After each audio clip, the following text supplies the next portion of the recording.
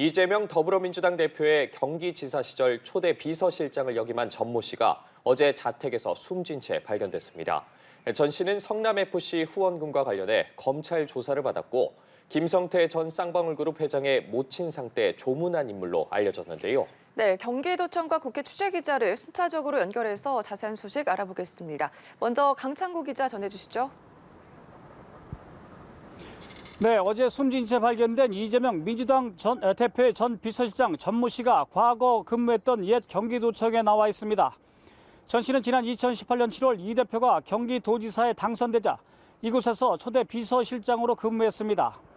앞서 전 씨는 이 대표가 성남시장을 할 때도 비서실장과 성남 수정구청장을 지냈고 도지사 선거에서 승리한 뒤에는 도지사직 인수위원회 비서실장을 맡기도 했습니다. 이후에는 경기주택도시공사로 자리를 옮겼고 이원욱 전 사장이 물러나자 사장 직무대행을 맡기도 했습니다. 전 씨는 지난해 12월 말 퇴직한 이후 별다른 대외 활동을 하지 않은 것으로 알려졌습니다. 하지만 지난 1월 말 수원지법에서 열린 이화영 전 경기도 평화부지사의 재판에서 처음 이름이 거론됐습니다. 증인으로 출석한 쌍방울그룹 전 비서실장이 지난 2019년 5월 경기도지사 비서실장이 김성태 회장 모친상에 조문을 왔다고 증언한 겁니다. 이런 내용은 이재명 측근의 대리 조문이라는 제목으로 언론에 오르내리면서 전 씨는 상당한 스트레스를 받은 것으로 전해졌습니다. 전 씨가 극단적 선택을 함으로써 이재명 대표의 주변 인물이 사망한 사례는 5번째로 늘었습니다. 재작년 대장동 의혹과 관련해 유한기 전 성남도시개발공사 개발사업본부장과 김문기 전 개발처장이 극단적 선택을 했습니다.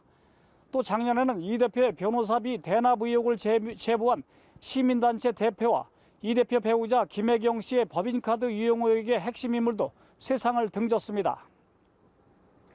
네, 전 씨가 남긴 유서 내용도 일부 공개가 됐는데 어떤 내용입니까?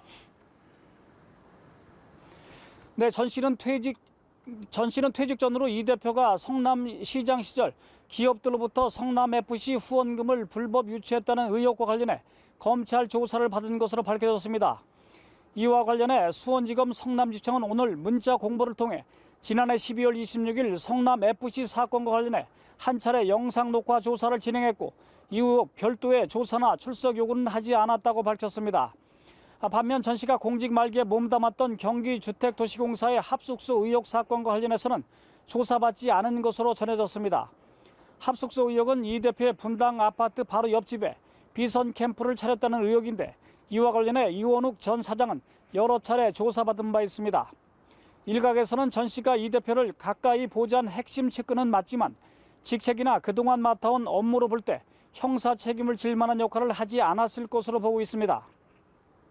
대장동 특혜 의혹 등으로 구속 기소된 김용 전 민주연구원 부원장이나 정진상 전 대표실 정무조정실장 등이 이 대표의 정치적 동지로 분류되는 측근들과는 다소 결이 다르다는 겁니다. 전 씨는 노트 6쪽 분량의 유서를 남겼는데요. 열심히 일했을 뿐인데 검찰 수사 대상이 돼 피의자가 됐고 집안이 풍비박산이 났다며 억울한 심경을 토로한 것으로 전해졌습니다. 또 이 대표에게 이제 정치를 내려놓으시라, 더 이상 희생은 없어야 한다고 밝힌 것으로 전해졌는데 유족은 유서 공개를 거부했습니다. 경찰은 전 씨에게 타살 혐의점이 발견되지는 않았지만 정확한 사망 경위를 밝히기 위해 시신부검을 검토하고 있습니다. 지금까지 옛 경기도청사에서 연합뉴스TV 강창구입니다.